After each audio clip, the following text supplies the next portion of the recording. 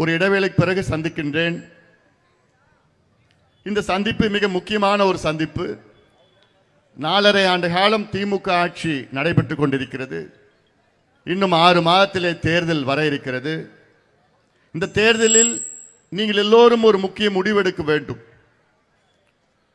வருகின்ற தேர்தலில் யார் வர வேண்டும் என்பதை விட யார் வரக்கூடாது என்ற முடிவை நீங்கள் இன்று எடுக்க வேண்டும்.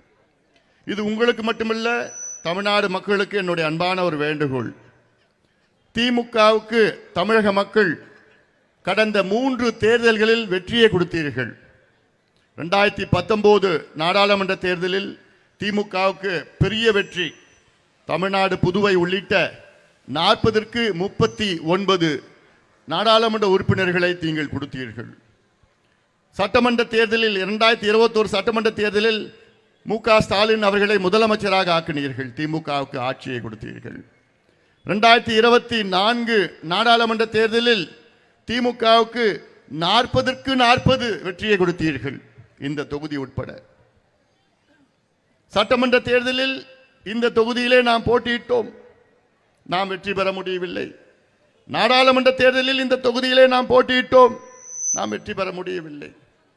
திமுக கூட்டணி வெற்றி பெற்றது. வெற்றி பெற்று இந்த தொகுதிக்கும் சரி, இந்த மாவட்டத்திற்கும் சரி, தமிழ்நாட்டிற்கு என்ன செய்தார்கள்?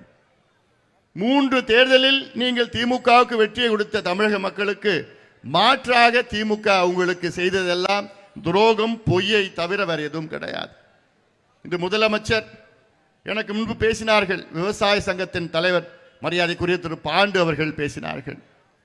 விவசாயிகள் தான் தமிழ்நாட்டு மட்டுமல்ல, இந்தியாவின் முதுகெலும்பு. அந்த முதுகெலும்பை உடைத்துக் கொண்டிருக்கின்றார் ஸ்டாலின் அவர்கள். அன்றாடம் உடைத்துக் கொண்டிருக்கின்றார்கள். இது பாதுகாக்கப்பட்ட வேளாண் மண்டலம். மயிலாடுதுறை ஒரு மாவட்டமாக உருவாகியது காரணமே பாட்டாளி மக்கள் கட்சி தான் இதற்கு காரணம். இல்லைனா இது நாகை மாவட்டமாக இருந்திருக்கும். அதிலிருந்து பிரித்து எத்தனை போராட்டங்கள் நடத்தினோம். நடத்திய பிறகும் இந்த மாவட்டம் முன்னேறி இருக்கிறதா? இல்லை. இது காவிரி டெல்டா மாவட்டம். இந்த டெல்டா பகுதியை நாம் பாதுகாக்க வேண்டும். இந்த டெல்டாவிற்கு, அதாவது தமிழ்நாட்டில் 63 விழுக்காடு மக்கள் விவசாயிகள். விவசாய தொழிலை சார்ந்தவர்கள் 63 விழுக்காடு.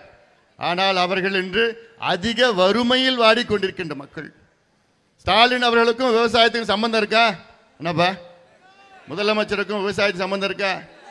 முதலமைச்சருக்கும் கல்விக்கும் சம்பந்தம் இருக்கா? முதலமைச்சருக்கும் சுகாதாரத்துக்கும் சம்பந்தம் இருக்கா?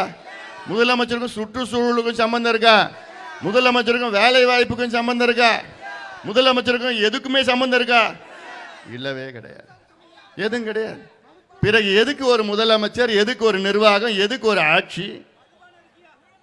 ஆனா முதலமைச்சரும் ஒண்ணுத்துக்கு மட்டும் சம்பந்தம் இருக்கியா?